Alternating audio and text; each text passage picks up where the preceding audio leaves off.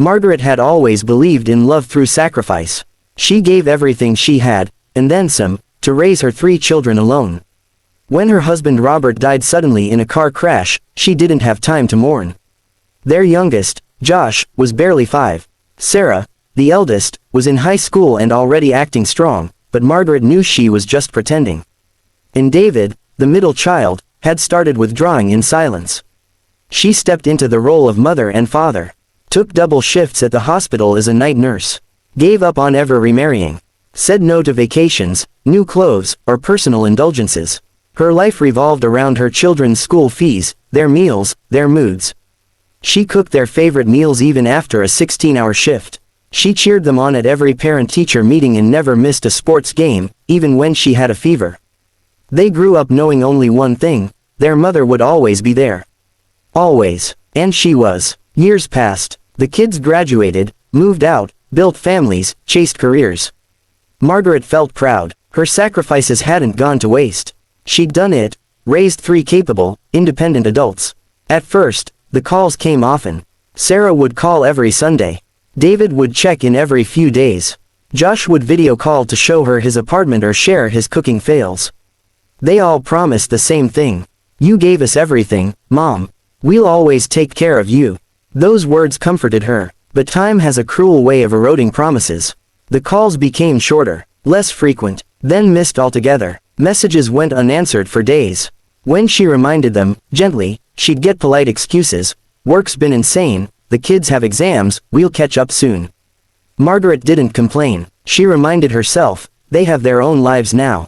That's what I raised them for. Then one rainy morning, she slipped in the kitchen. It was a minor fall, but it left her with a fractured wrist and a bruised hip. The pain was nothing compared to the panic that crept in later. She couldn't chop vegetables, open jars, or carry laundry. She couldn't drive. For the first time, the silence in the house felt dangerous. She hesitated, but finally picked up the phone and called David. "Maybe I could come stay with you and Emily for a few weeks. Just until I heal." There was a long pause on the line. Too long. Of course, Mom.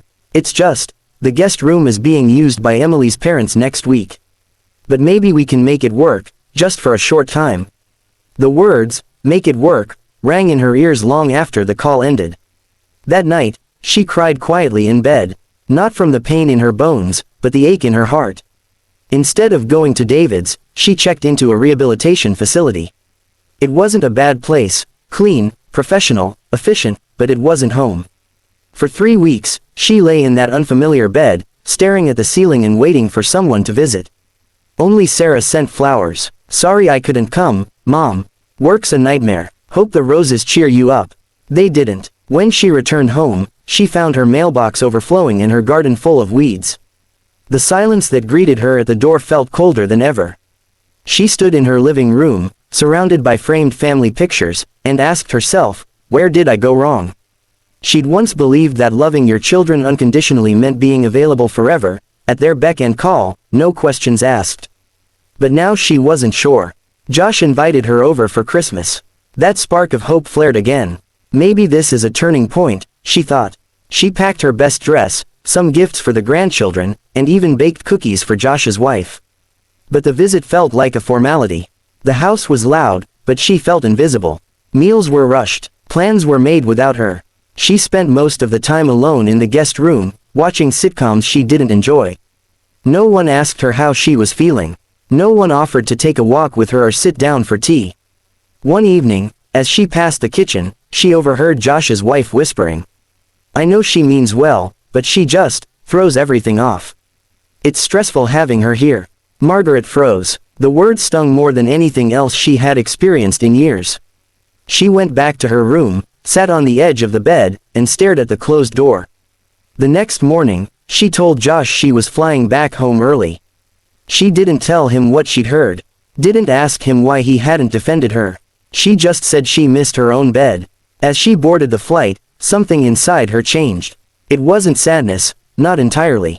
It was clarity. She remembered a video clip her neighbor had once sent her. A clip of Jordan Peterson saying, "In old age, don't visit your kids if you want to be respected." At the time, Margaret had laughed. How cold, she'd thought. How selfish. Now she understood. When you go to your children seeking comfort, you become vulnerable. When you stay too long, you become a burden. When you need too much, they start to pull away, not out of malice, but out of discomfort. Respect, she realized, comes not from sacrifice, but from strength. So she stopped calling every day. She stopped waiting by the phone. She stopped measuring her worth by how often her children visited. Instead, she went back to something she'd left behind long ago, herself. She signed up for a painting class at the community center, started morning walks in the park and joined a book club. For the first time in decades, Margaret bought something for herself, a small canvas and an oil painting set. She painted wildflowers and seascapes. She laughed with strangers. Something strange began to happen. David started calling, not to check in, but to ask about her paintings. Sarah asked for book recommendations. Josh sent her a picture of his daughter trying to paint like grandma. The less she needed them, the more they wanted to connect. She wasn't angry at them anymore. Just wiser, because she had finally learned the brutal truth. If you want to be respected in old age, stop trying to be loved the way you were when they were small. Build a life they can admire, not pity. And above all, never forget, the most powerful love in your later years is the love you give to yourself.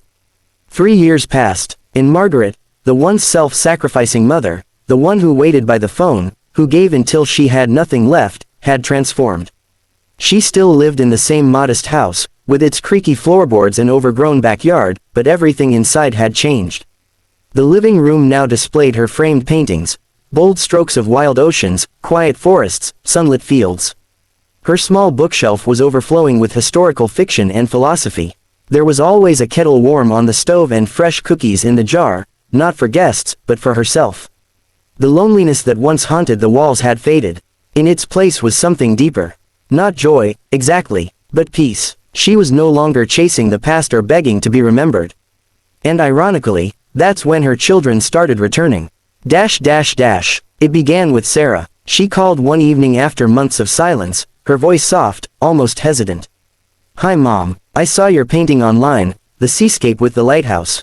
A friend of mine shared it. I didn't even know you were painting again." Margaret smiled. "I never really stopped, just forgot for a while." They talked for an hour. Not about aches or aging, not about regrets or expectations, but about books, color palettes, and a new cafe that hosted open mic nights. Next came David. He sent a voice message one morning, something he'd never done before. "Hey, Mom, I was thinking about you today. Remember that quote you used to tell us, life is what happens while you're busy making other plans? I finally get it. Emily and I, we're slowing down. I miss those long talks with you. Want to visit for the weekend?" She didn't answer right away. She stared at the message for several minutes. Then typed, "Thank you for the invitation. But I've got plans with my art group this weekend. Maybe another time." She held her breath as she hit send. But the reply came almost instantly. "Fair enough, let me know when you're free. Proud of you, Mom." And then, surprisingly, Josh called. Not a rushed, distracted call like before, but a genuine one. "Mom, guess what? Lily wants to paint like Grandma. She's even using words like contrast and composition. Where did she learn that?" Margaret laughed. "From watching someone who finally learned to live for herself." At the next family gathering, a picnic organized at Margaret's insistence in her town's botanical garden, things felt different. Gone were the tense, obligatory hugs and distracted glances. Her children were curious about her life. They asked about her classes, her books, her garden. The grandchildren gathered around her as she painted a simple watercolor of daisies and bees. Sarah pulled her aside during lunch. "You look happy, Mom. Truly, what changed?" Margaret looked out at the children playing on the grass. "I did," she said. "I stopped expecting my worth to come from you three." Sarah looked stunned, even hurt. "We never meant to make you feel like you weren't important." Margaret reached over and touched her hand. "I know, and I don't blame you. But I forgot to teach you one very important thing, that I'm a person, too. Not just a mother." There was a long pause between them. Then Sarah whispered, "I wish I had noticed sooner." Margaret smiled gently. "We all grow when we're ready." That night, back at her home, she sat on the porch sipping tea when David came out quietly. "I still remember the time you stayed up with me the night before my first big test. I was a wreck, crying over math formulas, and you just made it all feel okay. I remember, she nodded, amused. You fell asleep on your textbook. David chuckled, then turned serious. Mom, you were always there for us. I think we took that for granted. We just assumed you'd be there forever. Never asked what you needed.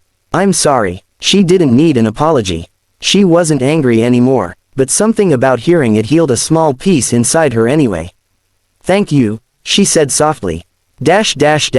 Weeks passed. Margaret received more invitations than she could accept. Her children wanted her to visit, to help with the grandkids, to come stay for holidays. She accepted some, declined others, not out of spite, but because her calendar was full, with her own life. Her painting club was holding an exhibition. She was helping a friend set up a charity auction. There were new recipes to try, new paths in the park to explore, and an Italian documentary series she'd just started. One day, Josh offered something unexpected. We've been thinking, Mom, what if we build you a guest house?